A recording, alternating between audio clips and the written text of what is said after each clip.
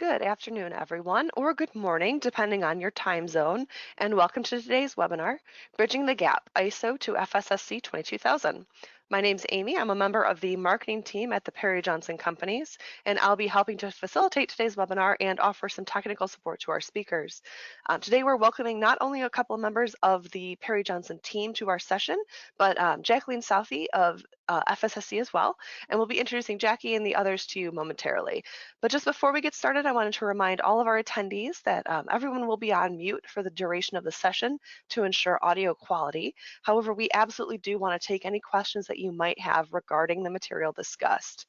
Some of the most common questions we get are regarding the slides and whether the broadcast is being recorded. I'm happy to say that our slides will be available for download from the PGR and PGRFSI websites, and we are indeed recording the session so that anyone who is unable to join us, or maybe you can only join for part of the presentation, you'll be able to access that recording with the voiceover and the Q&A free of charge on our YouTube channel. Just give us 24 to 48 hours to upload both the slides and the video, and they'll be available to you for review. Just another side note specific to today's presentation, we are broadcasting from my personal computer, and we are unfortunately having some high winds in the area. So if for some reason we lose power or somehow the presentation crashes, I do apologize in advance for that possible circumstance, and we'll work through it as we get there. But really quick, I'm just going to show you how you can ask a question of our panel today, and it's going to be that questions tab right there on the control panel. Click on that little triangle to the left of the tab, and it should open something that looks like this. You can go ahead and type your question in and click send, and we are going to try and answer as many as we can at the end of the prepared slides. And from there, we're going to jump right in and introduce our speakers today. First up, we've got Chris Reno. Chris joined PGRFSI in 2021. He has 20 years of experience in the food, beverage, and hospitality industries. He's based out of Fayetteville, Arkansas, and he holds a bachelor's degree from the University of Arkansas and is a board member of the Arkansas Association of Food Protection, as well as a committee member for the Standards Council of Canada. Welcome, Chris. Thank you for joining us, taking the time out of your day. We look forward to hearing from you. Yeah, thanks so much, Amy. Looking forward to it. All right, and joining us from PJR, we have Pat Lowry. Pat has almost 30 years of experience in the world of ISO certification. He's worked with the Perry Johnson Company since 1996 as a project manager, and he has clients in all sectors from small-scale manufacturing to government contractors. Pat, thanks again so much for taking the time to join us today. Glad to be here. All right, and we have also joining us Jacqueline Southey. Jacqueline Southey is the North American representative for FSSC, the globally recognized GFSI benchmarked food safety certification system. She's based out of Washington, D.C., and she works to build a broader understanding of how accredited FSSC 22000 certification can contribute to global harmonization in food safety, forge international compliance, and meet the needs of the public and private sectors.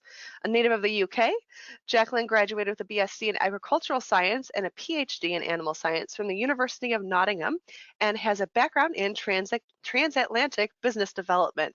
Jackie, welcome back to our webinars. We're always glad to have you, and we can't wait to hear from you. Thank you very much, Amy, and it's my pleasure to be here today and sharing the stage with Chris and with Pat. It's great to be able to work with both PJRFSI and PJR because we have this joint expertise when we're talking about FSSC 22000. So first of all, I'm going to just introduce FSSC as an ISO management system. I'm going to talk about what management systems are. There's a lot of confusion about, the difference between a certification program and a management system. I'm going to talk a little bit about how ISO 22000 works in the world, and then what's the difference between ISO 22000 and FSSC 22000. Where is the difference, and what's the benefit of going from ISO 22000 to FSSC 22000? And hopefully, as we do that, it'll illustrate how much ISO 22000 is a part of FSSC 22000 and what the benefits of having that management system framework in ISO has when we start talking about the other important management systems that we're all working with today. And then also the best part, we're going to talk about the relationship of PJR and PJFSI and how we work with them. So moving forward, thank you very much, is what is an ISO standard and what is an ISO management system standard? Essentially what it is, the management system is really a formula that is the best way of doing something. And the ISO standards have been put together through consensus. They're being written by experts in the field from all aspects of industry. So they really bring a practiced methodology of the best way of doing business in the world in which we live today. And obviously, we're all aware of the pressures that businesses today are facing. We've got increasing regulations, we've got pressures from all sides, we've got environmental concerns, sustainability concerns, and the pandemic has really brought into focus the concerns we have about our workforce. And there's an ISO management system that will help support industry in all of those areas. There's quality management standards that help us work more efficiently and reduce product failures and produce the best product to meet our customer requirements.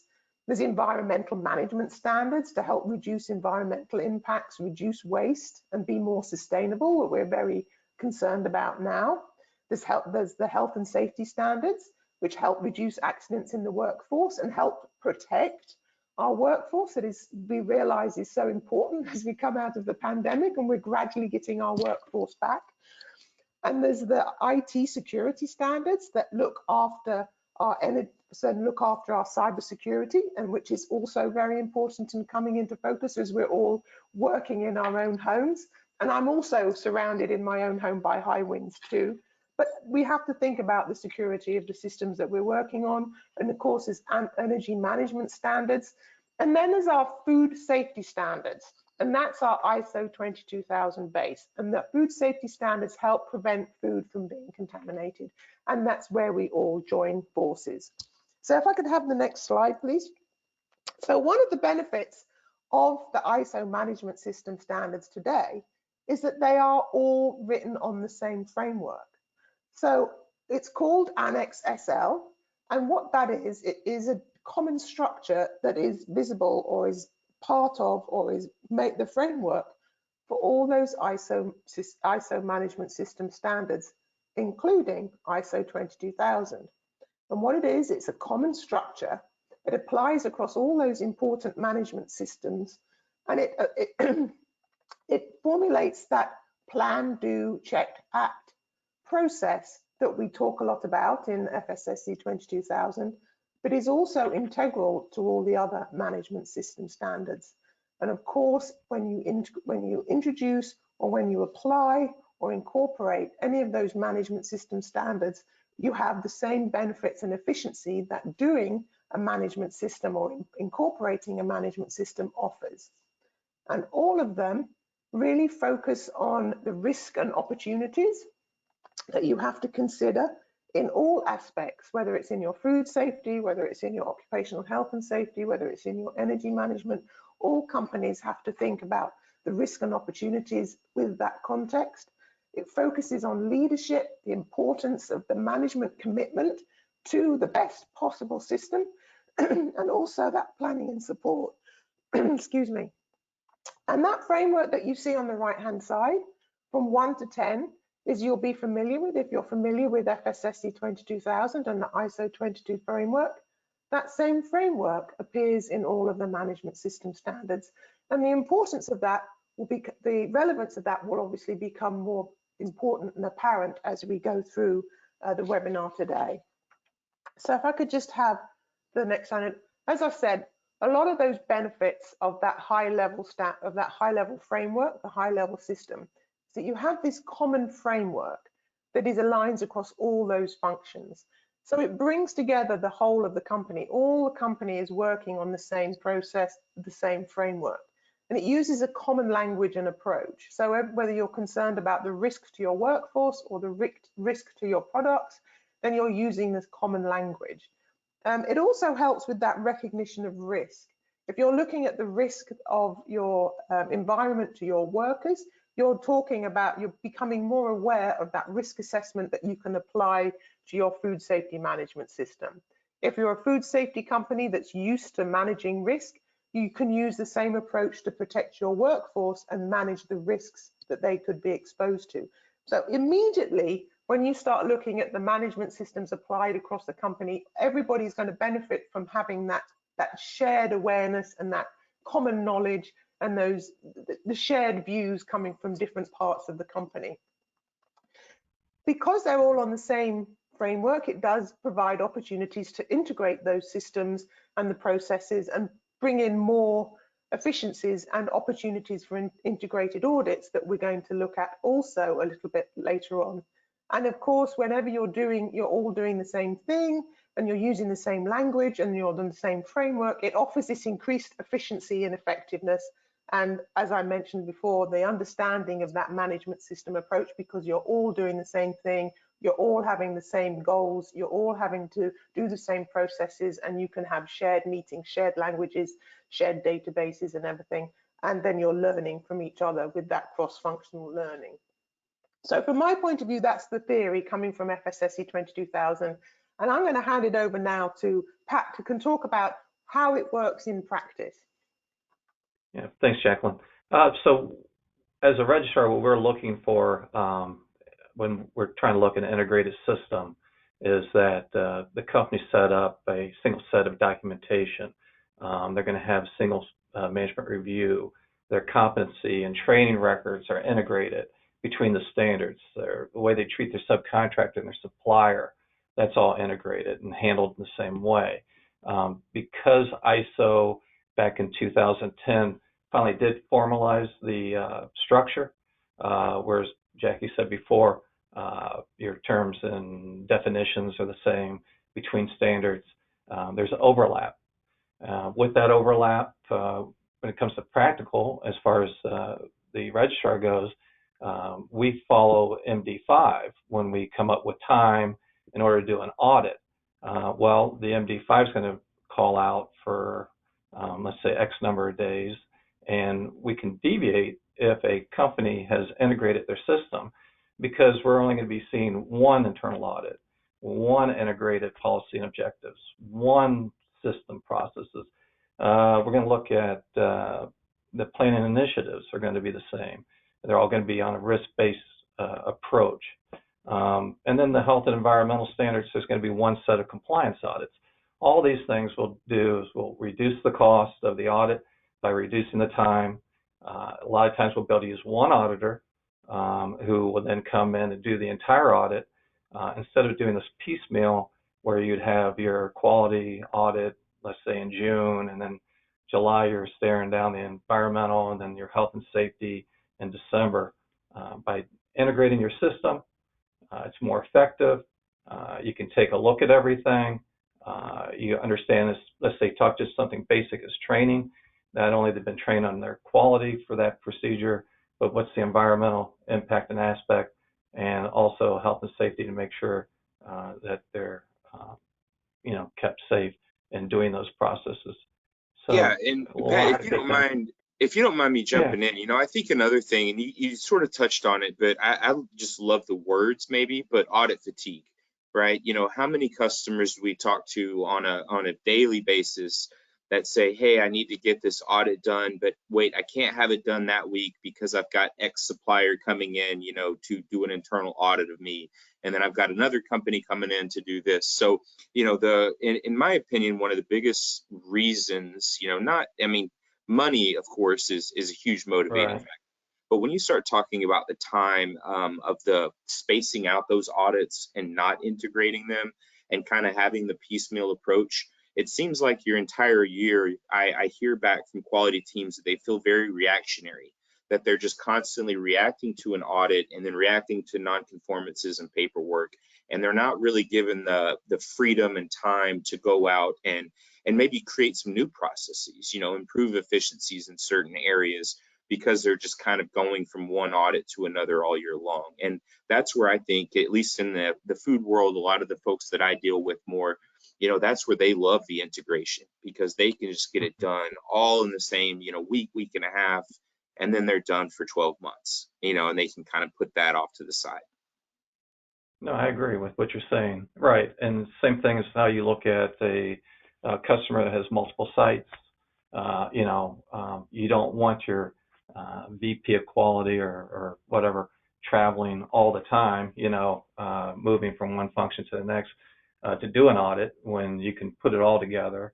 Then, as you said, frees up her time that she can get back to her job, and instead of being on the road 24/7 for a Sure. 3-month period of time. I've seen that also. So no, you're absolutely right. Wherever we can do to reduce the stress, in the organization, it's a great thing. And integration is probably one of the best ways for us, like you said, come in once and be done, and then they can move on with their business. Yeah, and maybe not a conversation for right now, but maybe it's something that we could talk about if someone has any questions or comments at the end, or follow up with us after. But I actually just got off the phone with a customer yesterday that was telling me that they had just recently gone through and integrated a couple of things and added the new employee health and safety standard. They were pleasantly surprised to learn that they actually took that out to their insurance company, and their insurance company recognized their integrated management system and the approach to employee health and safety, and actually saved them some money on deductibles.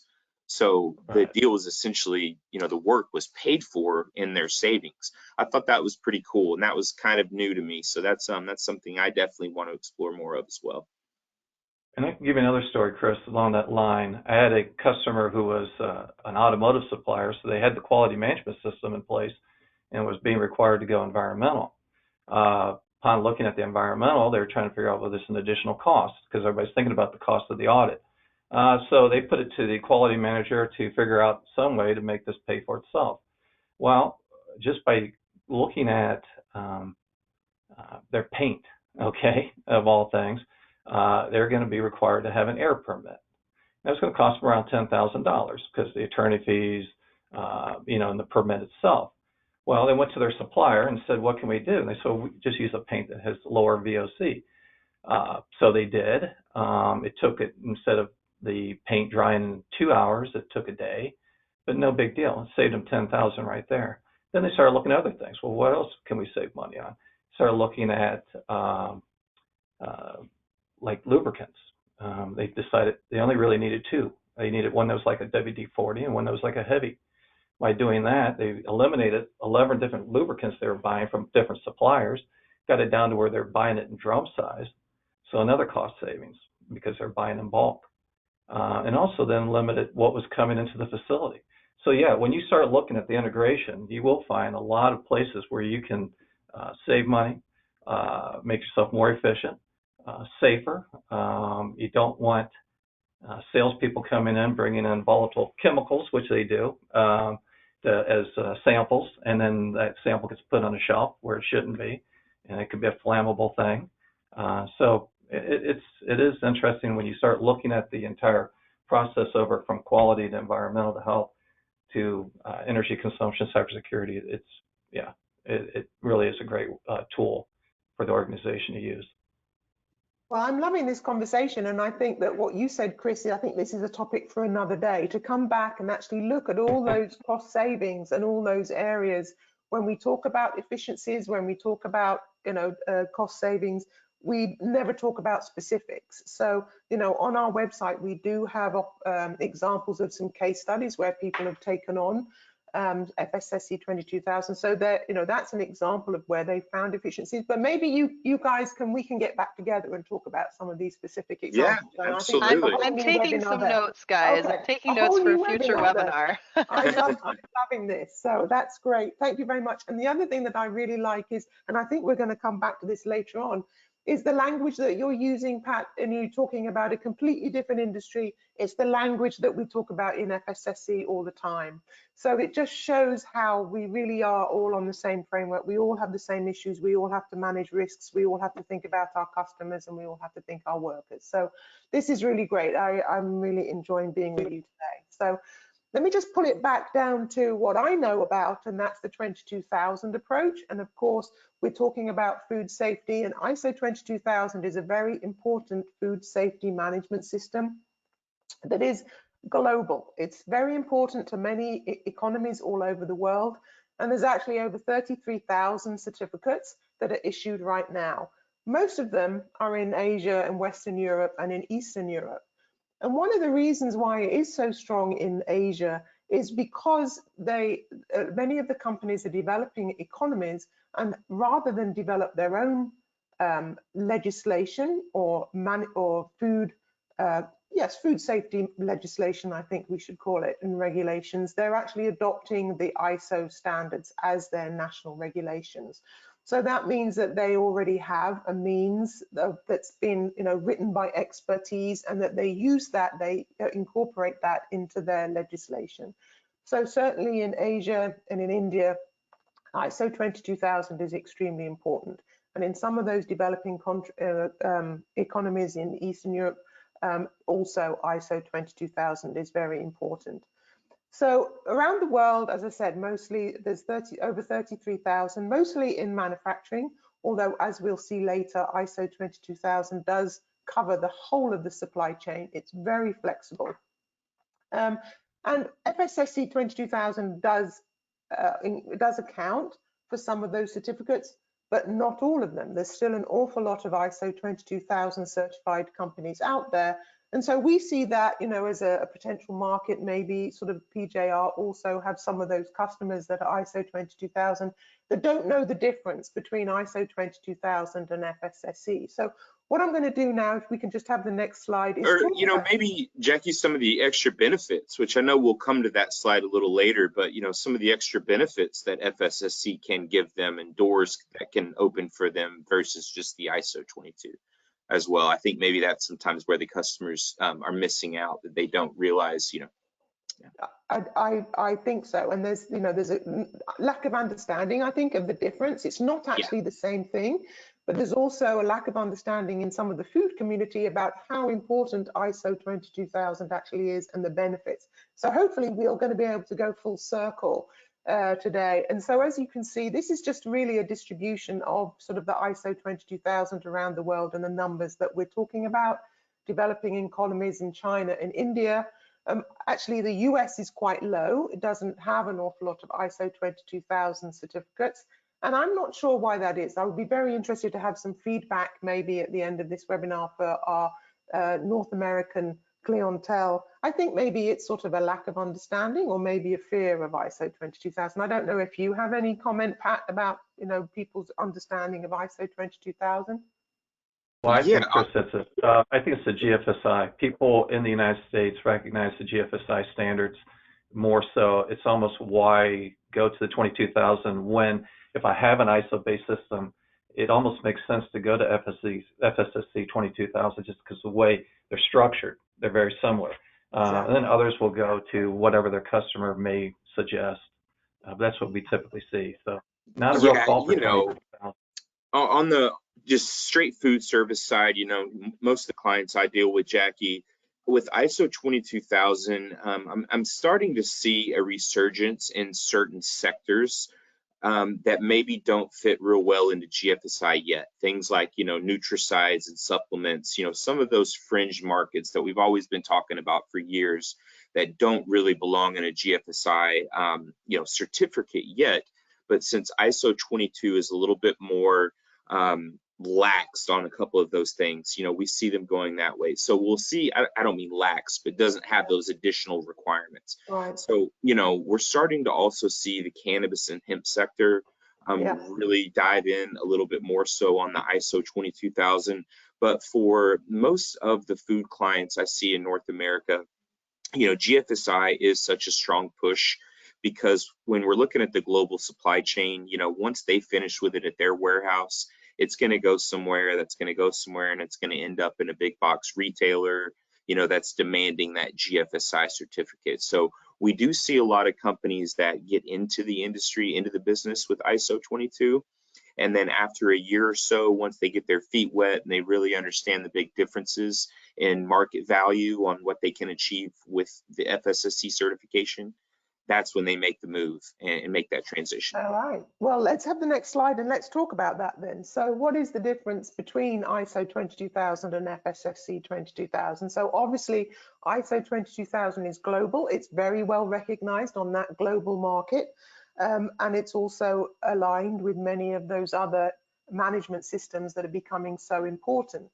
So both, as we talked about, ISO 22000 is the framework of FSSC 22000.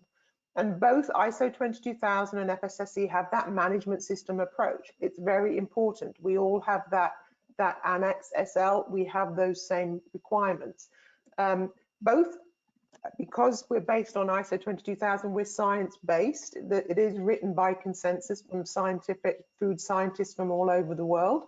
And because of that, the world is aware of it and is confident in it. It provides that trust in that food safety management approach. Within ISO 22000, it does cover the Codex HACCP, so that's part of it, although the latest version of ISO 22000 tends to talk about risk assessment and control. There is this focus on continuous improvement because of the Plan, Do, Check, Act process that I referred to earlier. It's risk-based. You look at your context of the organization, you look at your risks and opportunities, you look at the risks to your food and to your company, and it covers the whole of the supply chain. Now, FSSC does not cover all of the supply chain because we don't have approved prerequisite programs for all aspects of the supply chain at this time, but I'll expand on that in the next slide. And both, they're focused on how. They're not so prescriptive of some of the certification programs because they're management systems and they define a process. And so they focus on the how and not the what. So that's kind of a little bit of a difference between FSSC and ISO 22000 with some of the other programs, but it does provide that management system, the protection of that management system approach. So if we can just go to the next slide about what FSSC. So the supply chain is covered by the prerequisite programs that we specify. Certification within scope for retail and wholesale, for catering, for transport and storage, for food manufacturing, food packaging, animal feed production, and some sectors of farming. So we don't have a prerequisite program for produce at this time, but we cover the whole of the supply chain where we have approved prerequisite programs, and where they are available, we use ISO standards for the prerequisite program. So we are a wholly ISO-based certification program. So if we can go on to the next slide. So just talk about FSSC. So what's the benefits of FSSC? So you talked about it, Chris, and how people will move from ISO 22000 to FSSC. The main benefit of FSSC over ISO 22000 is GFSI benchmarked. And actually the reason for FSSC 22000 coming into existence in the early 2000s when ISO 22000 was first made available was to provide a means of making ISO 22000 benchmarkable by the GFSI. So really the GFSI recognition is very important to us. We adhere very closely to it. We update to keep in time and in line with GFSI. And so that's the main benefit of FSSC. It is GFSI benchmarked. It is a certification program choice for many of the major companies. Because it's a food safety management system, it's in line with a lot of their management system programs, or possibly were in place before GFSI was introduced. So some of those major global programs obviously like FSSC 22000 because it aligns with their own inherent management systems and also with the other ISO management systems that they use to their benefit. Another benefit of having certification with FSSC is we have a list of certified organizations on our website. So as soon as you're FSSC certified, you are listed on our register. You're visible to industry all over the world. If you have an ISO certificate, it's very good to be able to tell people that you're ISO certified, but you're not on that public register and you're not so visible to industry. So it provides many business to business benefits. Oh, that's a bit of a mouthful for this afternoon. So we have that B2B benefits and you are visible. And that once you're visible, it gives you that credibility and you're recognized by many of the major companies and you're in that supply chain. And we also have a robust integrity program. We own the program. We have an integrity program where we're monitoring our CBs, such as PJR. We have a very close relationship. We constantly have a monitoring of the audits, monitoring of the CBs, and we have requirements that they have to meet. They're licensed, and once they're licensed, they have to meet certain specifications that maintains the standard, so you can be confident of FSSC certification wherever you are in the world, whether you're in North America or whether in your Japan, you have a consistent FSSC certification. We have the specific prerequisite programs that we specify, and that we have a relationship. So FSSC itself is a fairly lean, we're a non-profit foundation, and that we work with a lot of the national authorities, we work with the regulatory authorities. I have quite a close relationship with the FDA over here, making sure that we can help companies meet the requirements of FSMA. And we have representatives all over the world doing similar things to what I'm doing in North America, in India, in Asia, in China, and in Japan. So we're keeping a monitor of the regulatory requirements all over the world. And in doing that, we can keep FSSC updated. And so when we talk about this agility, and that agility is because we have the FSSC digital requirements that meet those GFSI requirements. But whereas ISO standards are revised at intervals, they aren't so agile as we are.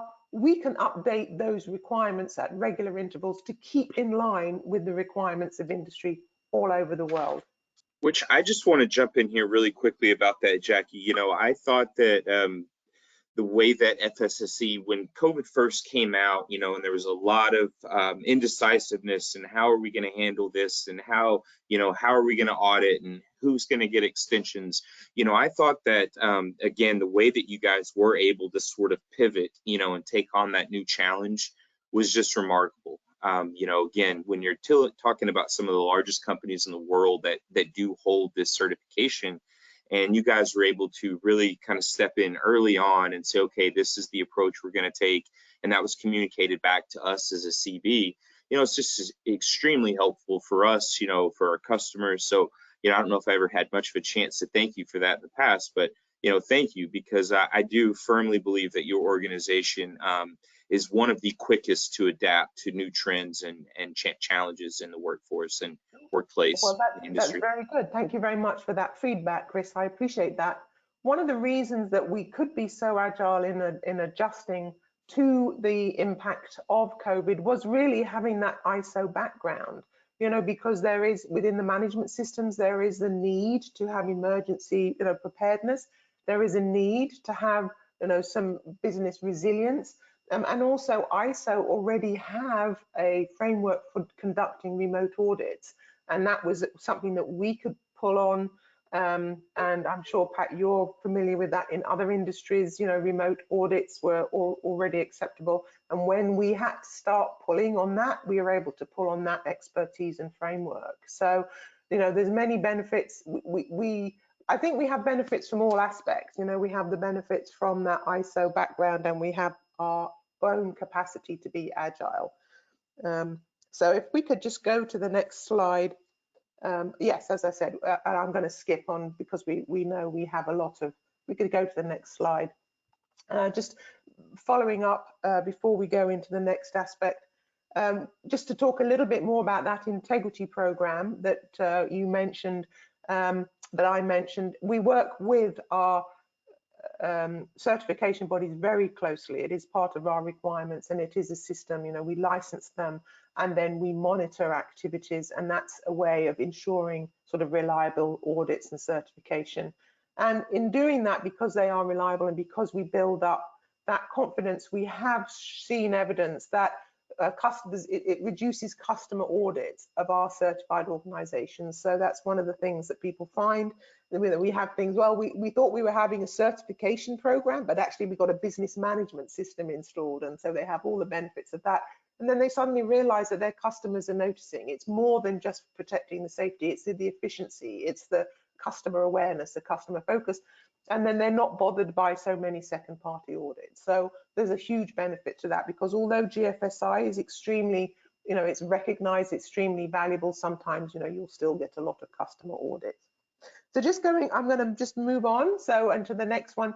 So just, I think this, we can move on as well, because I'm concerned that we've had so many great conversations that we're taking up too much time. So, what about going from ISO 22000 to FSSC? So we've talked about, you know, how it's beneficial for companies to go from ISO 22000 to achieve FSSC 22000 certification and that GFSI recognition.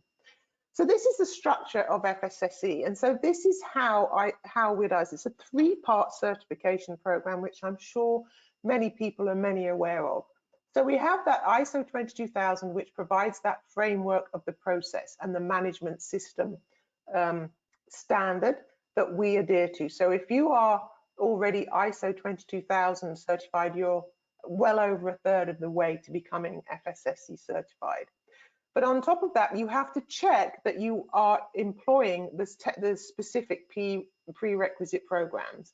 And within FSSC 22000, we specify which prerequisite programs you must employ and adhere to in order to meet FSSC requirements. And then we have the additional FSSC 22000 requirements.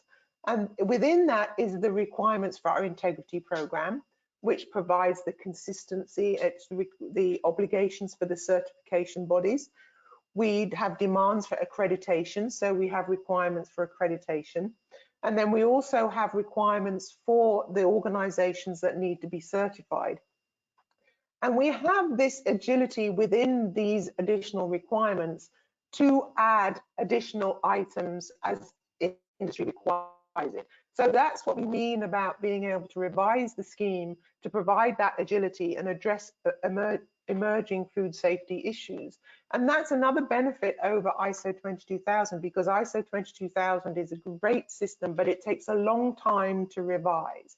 You have to have the whole of the world to agree on that update and on those changes. Right. Yeah.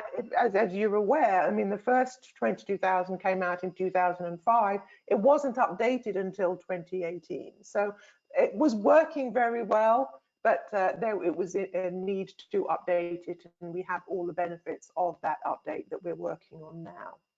So when you see FSSC sort of going from version 4.1 to version 5 to 5.1, it's because we're adding all those additional requirements that might be needed, either to maintain our GFSI benchmarking or because there are emerging issues that industry is requiring, and that provides that additional to update. And that's the little extra effort that you have to put in if you want to upgrade from ISO 22000 to FSSC. So we could just move on to the next slide. And this is a little bit about how we specify the prerequisite programs. ISO 22000 does require prerequisite programs, but it doesn't specify. So FSSC does say that you shall use those prerequisite programs, and then we list those prerequisite programs that we require. If we go into the next slide, you'll see which ones those are. So they are all ISO technical standards, and then we have the prerequisite programs for manufacturing, catering, and the aspects of the supply chain that I talked about. The prerequisites for retail is still a PAS document, but it's in the process of being updated to an ISO technical standard. And as you see, we don't have an approved prerequisite program for produce, so we are confined to using these to be active, to have scopes in these sectors of the supply chain. So that's why we talk about the prerequisite programs. So just if we just go on to the next slide just real quickly. And so the types of things that we have in the additional requirements that we have to update, some of these may already be covered in the food safety management system of ISO 22000 as you incorporate them, but we have additional supplementary oversight for the management of services and suppliers, product labeling that has changed, awareness of allergen control, obviously the food defense and food fraud control, use of logo, that's our use of logo, again, management of allergens, environmental monitoring. Some of those which have come in from GFSI, some of those are from regional legislation, and so on. So these are the types of additional regulations that we have, the additional requirements that we have that come within FSSC 22000 additional requirements. So those are on top of the requirements for ISO 22000 and on top of the prerequisite programs that are in the technical specifications. These are in our requirements. And just as a little sideline, we also have what we call the Board of Stakeholders decisions list. So that also provides an extra layer of flexibility that if some incident arises, we were able to do that. You talked about the implementation of remote audits and our flexibility during COVID. We were able to bring in some additional adaptations, if you like, through our Board of Stakeholders decisions list, which meant that we could have some agility without having to completely redo the standard again, which, you know, it is no small thing to redo the standard, but we have that additional flexibility through the Board of Stakeholders decisions list. But we still have that very solid foundation within ISO 22000, and all these are sort of extra precautions. So I'm going to move on, and then I'm going to just hand over. We have talked about some of these transitional things, Chris, but obviously you as a certification body would be working with companies that can perhaps move from ISO 22000 over to FSSC. Yeah, that's correct. So, you know, a lot of times when we are talking to customers, especially customers that are newer, that are going through some of this for the first time, you know, the first thing we always hear, you know, is how long is this going to take, and, you know, what do I need to change? And I love that conversation when I'm working with an ISO 22000 client, because I can, you know, realistically say, hey, you know, you're 85% of the way there already. You know, now let's just talk about your prerequisites and, you know, these additional GFSI requirements. But I think that sometimes people think that this is a little bit more difficult than it is. So in summarizing the transition, you know, again, like I said, it's a relatively small step for the ISO 22 certified organizations to meet those requirements. Sometimes it comes down to just document control, you know, things that they're already doing that maybe they just need to, you know, implement into their policies and procedures.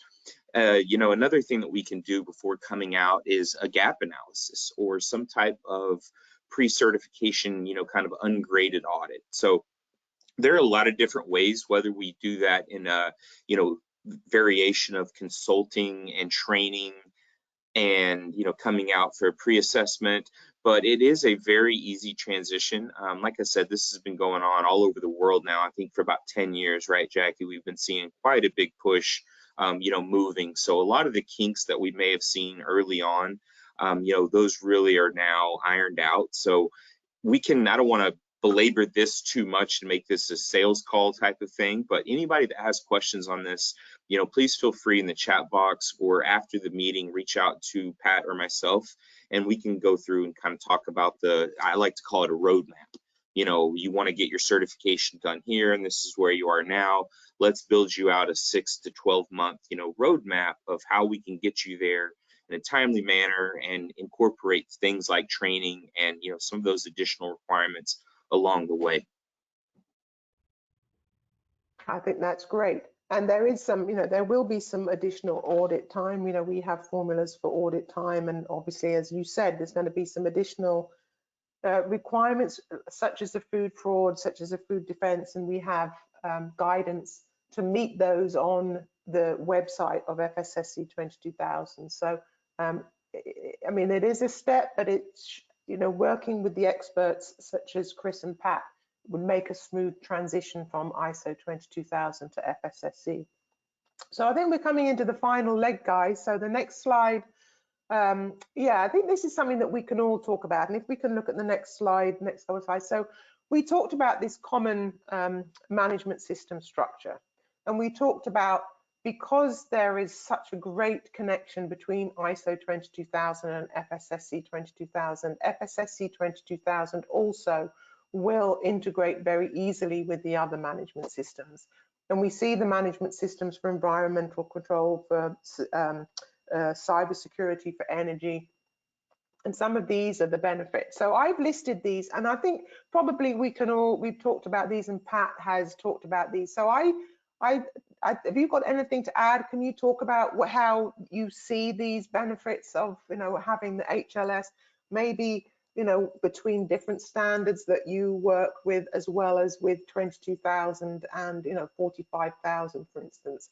We talked about the integrated audits. We've talked about this common language, the common framework. Is there anything that you would add to this, and that you actually see in addition to what you've already shared with us, Pat?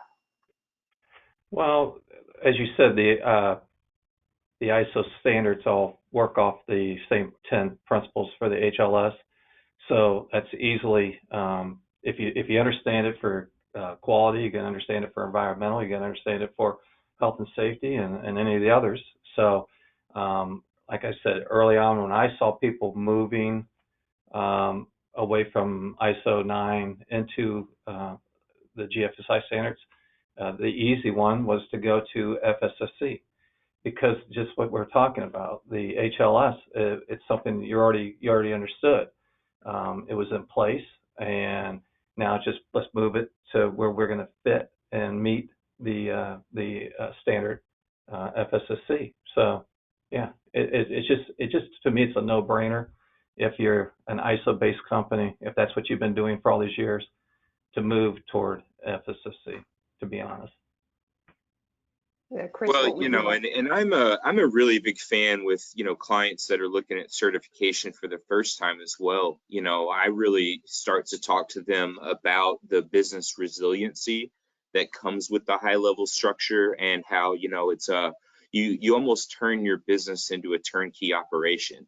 So then when you start, looking at growth plans, and you want to add new sites, and you want to, look at maybe acquiring a competitor, if you get to that stage, having these things in place, you're creating yourself a manual where realistically you should be able to kind of go in and turn on the lights, and you've already got everything, really how to run the business, down. So, we've heard things in the past, pre-COVID, but natural disasters.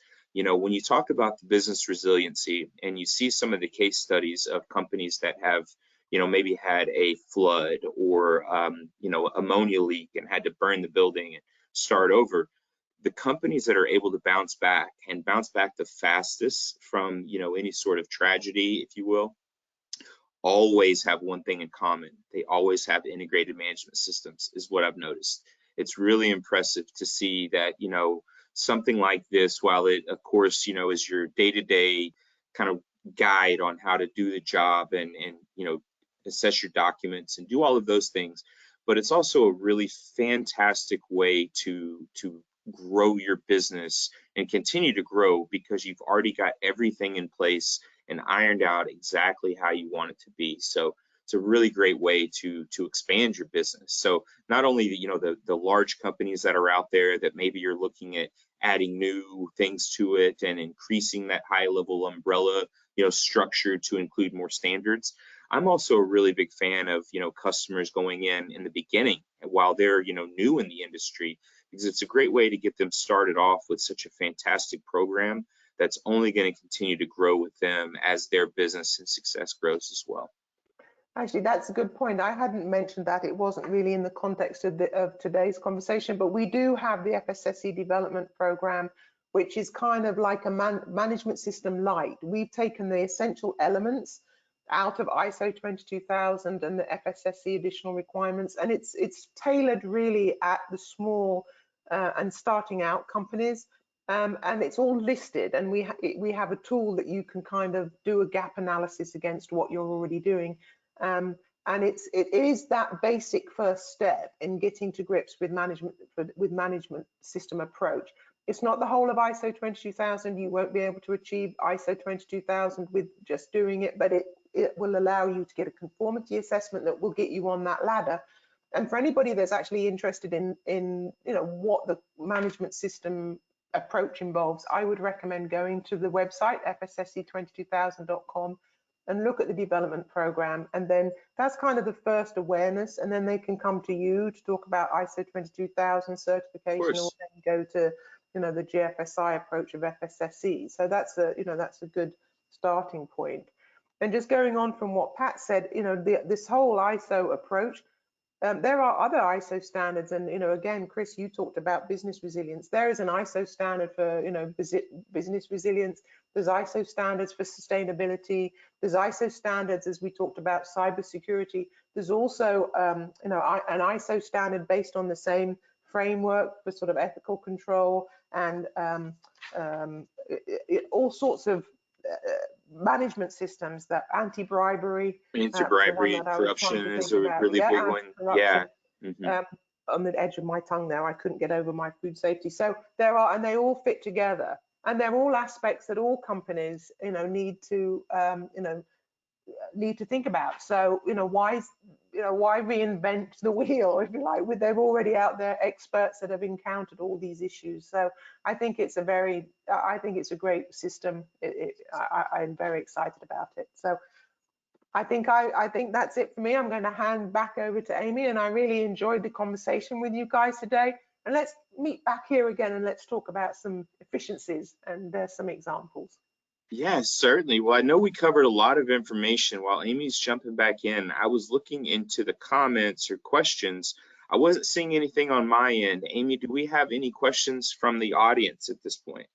I'm not seeing any on my end either, but I will go ahead and encourage all of our attendees, if you did have any questions or further clarifications that you were looking for on either ISO or FSSC 22000, or even regarding other integrated audits of that nature, go ahead and type those questions in, as I said before.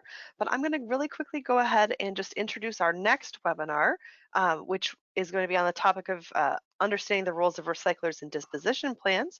That's going to feature Daryl Kendall of Rios, and that's a week from today? Yes.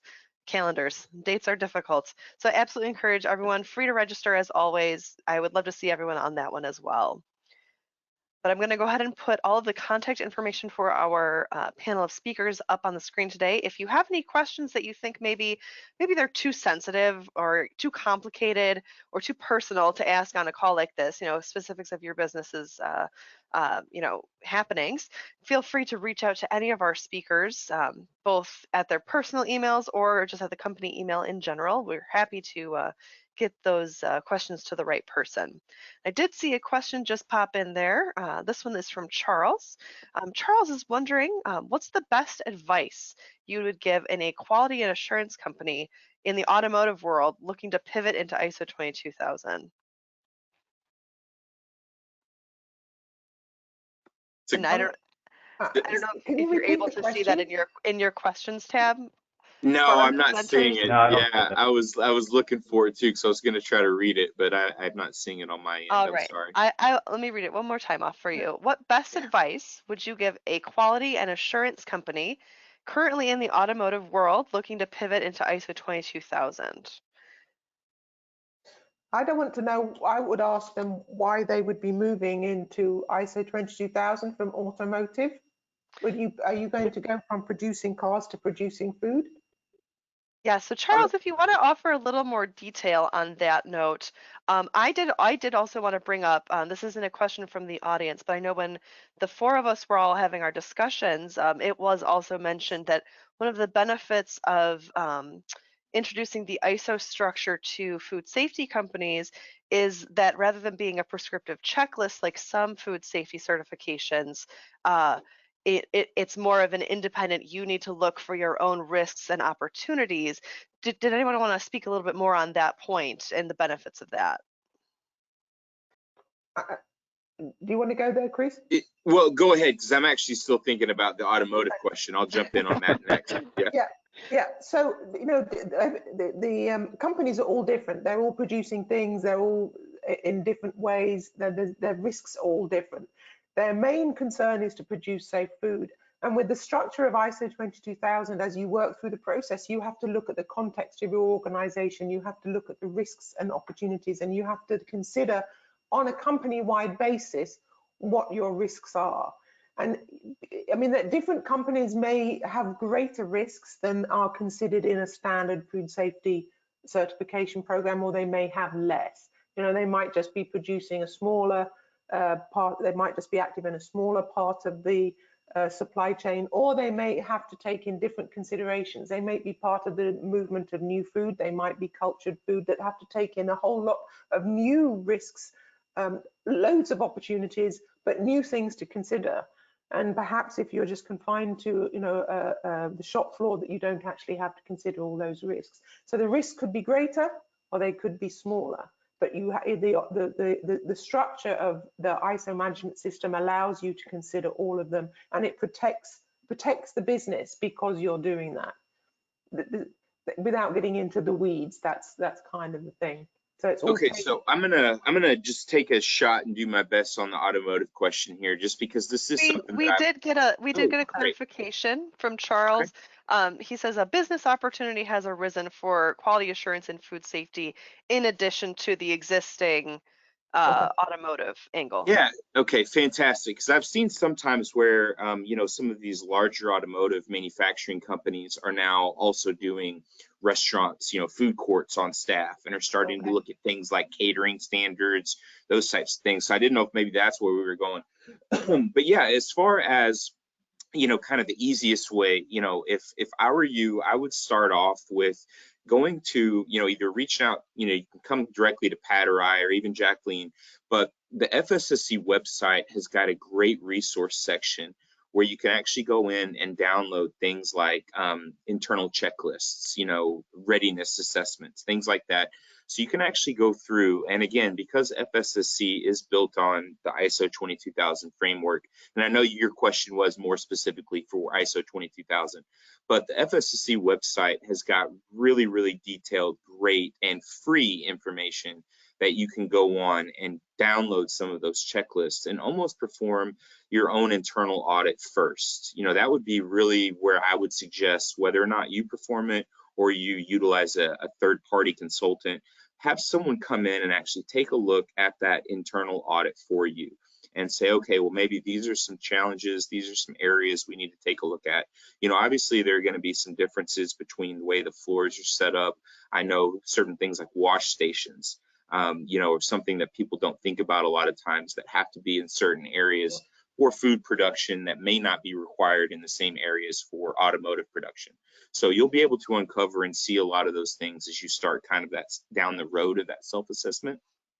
And then at that point, reach out to us and we can kind of get started in talking about, what does the timeline look like, and all those sorts of things, and make sure that, your team is ready from any sort of training aspect. If you need to go through Jacqueline in the FSSC organization for some auditor training, we can help get you set up with that. So really the first thing is just to make the decision, to go down the path, and then start getting some of the free resources and just kind of gauge where you are and where you think you might need some help or have some gaps.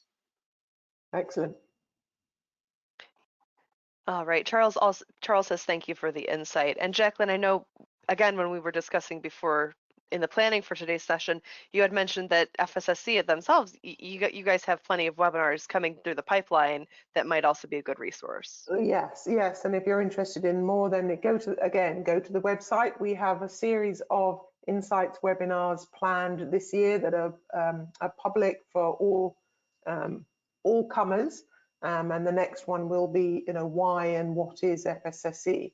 And it will be going into more detail of some of the things that we've covered today, and also possibly start from basics. And it would cover some of the issues, some of the questions that Chris has just answered about how to start off in FSSC. And then later on in the year, I think the next one is going to be on food fraud. So we will be That's a popular topic. It is. And again, we have some guidance on the website. So I do suggest go to the website and have a perusal, look around. If you can't find what you're looking for, please feel free to contact me by my email address here on the screen now. I can either put you in the right direction or answer your questions myself. Yes, and also absolutely. visit PGR. I was going to say visit PGR's website, because we have webinars on internal audits, how to conduct them, corrective action, that type of stuff. So it's all very helpful. Our resource tab as well on the PGR FSL website. We have all of our past webinars. We also do YouTube videos, as well as